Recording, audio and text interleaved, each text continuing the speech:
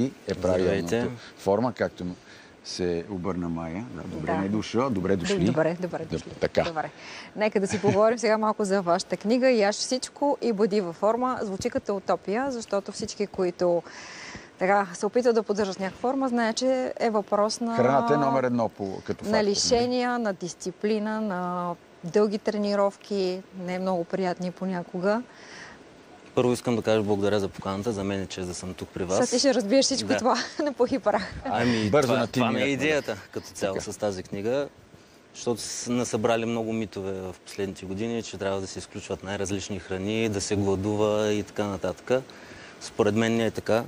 Добре, нека да си говорим какъв е този метод 4D. Той си е твой метод, който ти разработваш и който... Да кажа първо, че аз като малък също имах склонност към напълняване. И с години съм изпробвал абсолютно всички диети, които са възможни. И съм взел всичко най-добро от тях, сглобено в 4D. Защо 4D? Защото включват 4 елемента, които работят заедно за постигане на дългосрочни резултати. Защото идеята на една диета не е да я спазваме 2 месеца, както повечето хора спазват 2 месеца, йо-йо ефект, връщат повече килограми и така нататък. Плюс това повече са рестриктивни. Като цяло повечето диети са направени за хора с здравословни проблеми или пък за професионални спортисти. Като обикновени хора, които просто искат да свалят излишните килограми, не е нужда да се изпада в такива крайности. Нека обаче да видим какво означава 4D. Да, 4D. 4 елемента. Първият е разнообразно и балансирано хранене. Хранене, с които всеки, който иска да се чувства добре, най-малкото, не говорим само за визия, трябва да се храни по този начин. Разнообразно и балансирано. Вторият елемент е калориен баланс. Калориен баланс е спрямо енергията, която изразходваме, спрямо тази, която приемаме. Третият елемент е методът 80-20. Любимия на всички хора. Ще кажа защо. 80-20 това означава да приемаме 80% от качествена храна. След като сме приели абсолютно всичко нужно за организма, като въглехидрати, мазнини, протеини и така нататък, може и да се поглезем с тези 20%. Тоест, за любими това са малко вредните храни. Любими храни, да. Любими. Но чак след като сме приели вече всичко нужно за организма. И кой е четвъртия елемент? Четвъртия елемент е фастинг, който аз не препоръчвам на ежедневна база, колкото и нашумяла да е тази диета. По-скоро го включваме като жокер в определени дни, като примерно празнични, ако примерно ни предстои някоя празнична вечеря, да пропуснем закуската, да може да си оставим повече калории за вечеря. Защо не я препоръчвате фастинга като ежедневна? Особено за спортуващи, според мен трябва да се храним още от сутринта с качествени източни, да приемаме всичко нужно на организма. Защо иначе мускулите ли разграждаме? Какво правим? Няма да ги разгради чак от едно хранене, но ако е на ежедневна база, не е окей за организма да гладуваме като цяло. А по отношение на енергията? Тоест, губи ли се енергия по време на фастинг? В периода, в който не се яде, да обясним, че е фастинга, нали? Не се губи енергия. Ако си активно спортуваш, ти не си хапнал добре?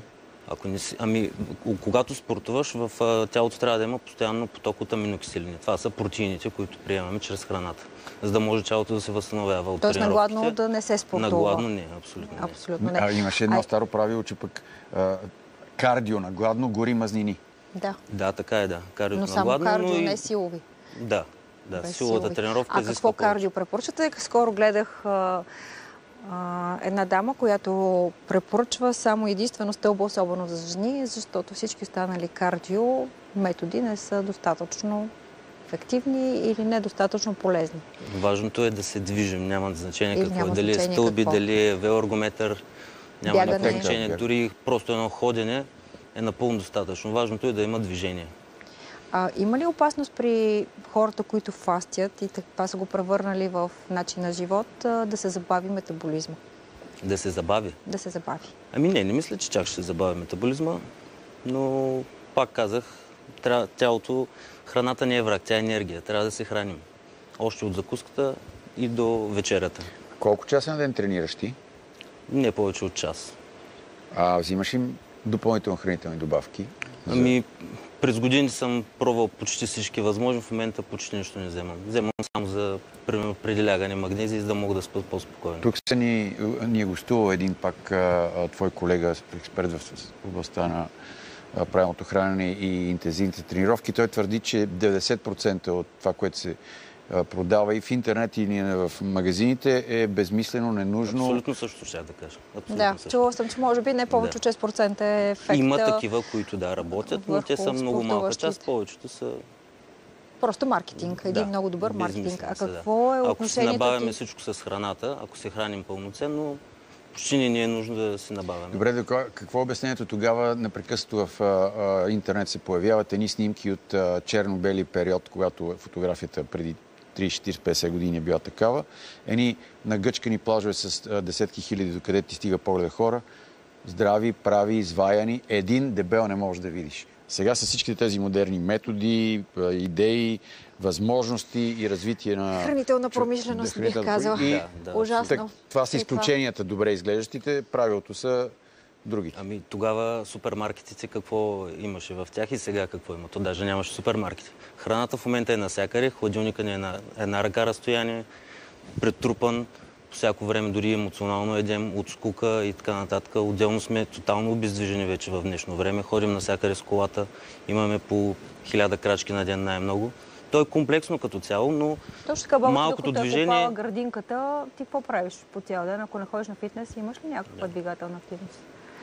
Или нивата? Това е ясно, въпреки че пък стана модерно сега. Едно време пък, когато аз бях състезател, пък нямаше фитнеси. Джим. Нямаше, нали? Пак тренирахме, пак се натоварахме, но фитнес, като сега така газарската форма на изваяване на мускули.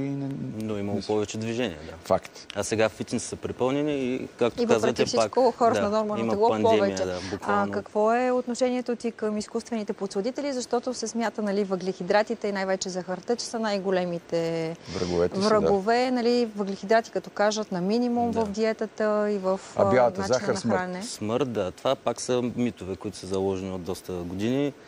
Подсладителите, аз ги препоръчвам дори на моите клиенти, тъй като има вече много на пазара напитки с подсладители и не, че са толкова полезни, но е доста по-добре от тези с захар, които присъстват, така че първо, че нямат калории, второ, че нямат, нали, и захар.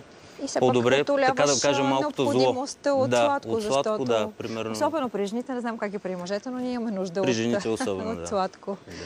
Факт. Добре, би ли казал все пак, за да стане ясно на хората, някакво примерно меню в тъй обаче 80%, когато трябва да се храним здравословно, защото в 20% е ясно.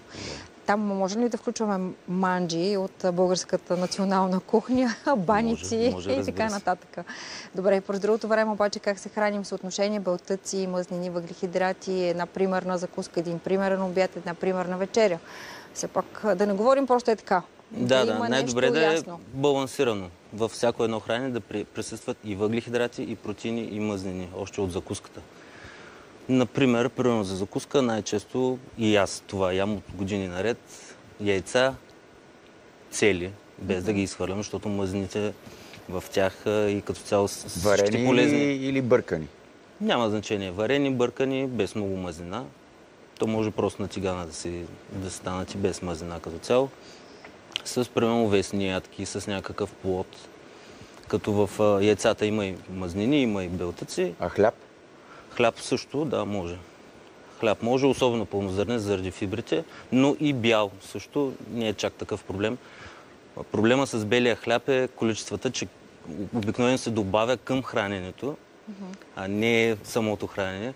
Примерно ядем пиле с ориз и отделно хляб и обикновено хората изяждат по доста големи количества хляб. Да, и ако има и картофи, още. И ако има и картофи, да. Става съвсем. А какво е отношението към плодовете? И те трябва ли да бъдат в някакъв период от деня? Т.е. например, вечер да не се храним с плодове, да не ги включваме. А и другото, което те правят, е все пак, че малко или много подуват корема. Това е проблем при жените особено. Плодовете са въглехидрат. Аз препоръчвам да са през активната част на деня. Не, че вечер, ако се ядат, ще е някакъв проблем, но когато сме активни, може да ги използваме за енергия. Още от сутринта, ако може да се ползват, или преди тренировка, след тренировка, няма никакъв проблем да се приемат и плодове. Даже напротив, има доста витамини и минерали в тях, така че са добре дошли в диетата. 4D 18 на 20. 80 на 20. Да, точно така. Това са двете формули. Да, За финал само още веднъж много бързо. 4-те D. Какво бяха? 4D разнообразно и балансирано хранене, калориен баланс, методът 80-20 и фастинг. И да не забравяме и физическа активност. Физическа активност, разбира се. Тя също е част от успеха. Добре. А какво иска да кажат Илан и Лина с песента "Ще гориш"? Вижте сега, защото започва музикалната част.